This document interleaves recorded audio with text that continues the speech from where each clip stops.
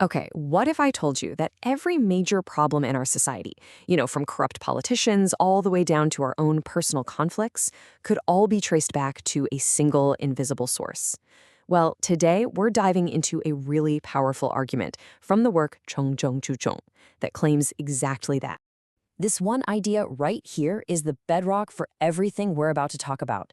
The author is basically saying that all the visible stuff we deal with every day, the systems, the conflicts, the crazy headlines, they're all just symptoms. The real cause, the root of it all, is something we can't even see. So let's go find it. So here's our game plan. First, we're going to define this core idea the author calls the root. Then we'll look at the mess it creates in our world.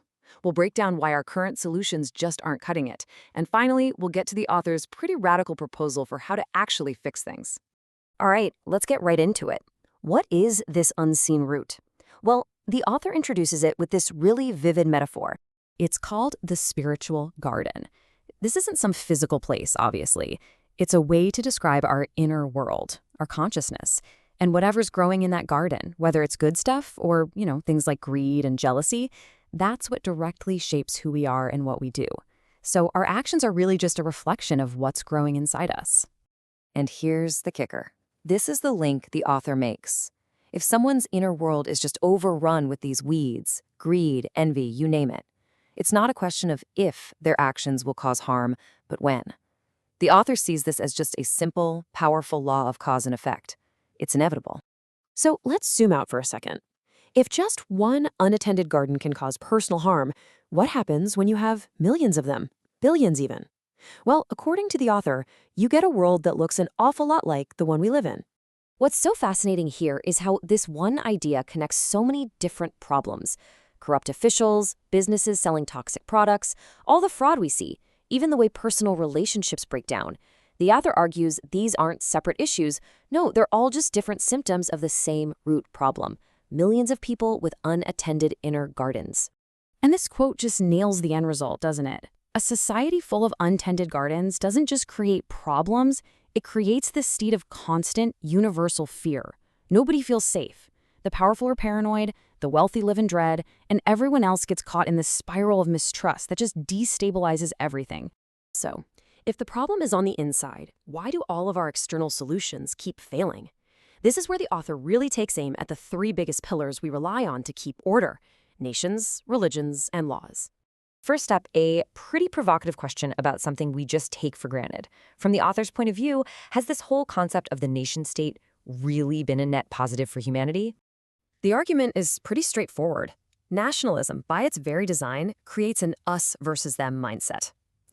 Slogans like "my country first" might sound good, but they inherently lead to conflict, to walls, and to a world of just brutal competition instead of cooperation.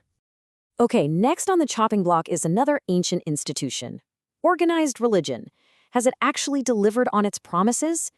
According to this work, after thousands of years, religions just haven't managed to bring us any lasting peace or happiness. The claim is pretty bold, that they've often just numbed the soul and actually kept people from finding real freedom and joy. And finally, we get to the legal system.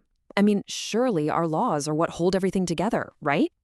Well, not so fast. The author wants us to completely rethink what the word law even means.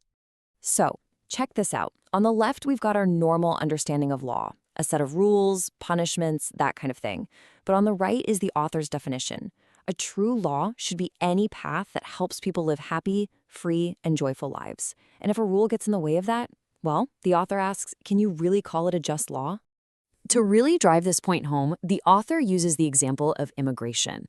The argument is that if you think about it from a planetary perspective, none of us were originally on Earth, right?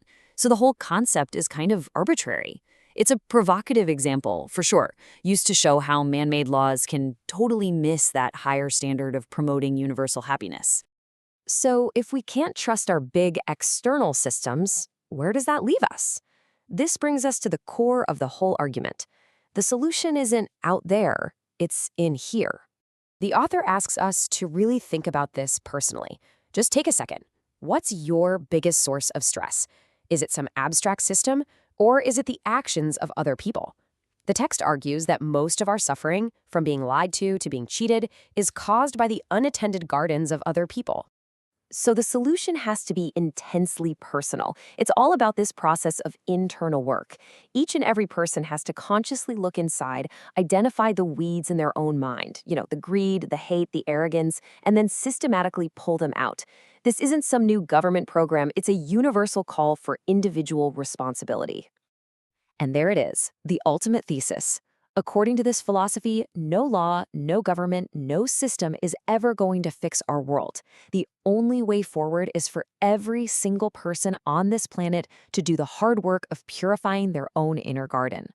Only then can our collective actions actually create a better world.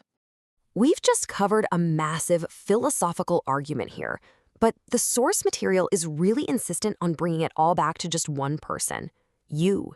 The author is basically telling us not to take anything for granted. We have to re-examine everything, our history, our reality, and especially the authorities and systems that we put so much faith in. It's really a call for some serious, critical, personal reflection. And that's where we'll end it, with the one question this entire text is built to ask. It's not about what some government should do or what system we need to build. It's just this: what's growing in your inner world? And what are you doing to cultivate it?